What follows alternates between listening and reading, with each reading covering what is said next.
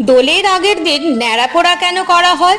পুরাণে কথিত আছে, রাক্ষস রাজা হিরণ্যকশিপু অমরত্ব লাভের জন্য তিনি ব্রহ্মার তপস্যায় তার থেকে বর চেয়ে নেন। কোনো মানুষ প্রাণী ঘরের ভেতরে বাইরে দিনে রাতে অস্ত্রে শস্ত্রে জমিতে জলে অথবা শূন্যে তার মৃত্যু হবে না।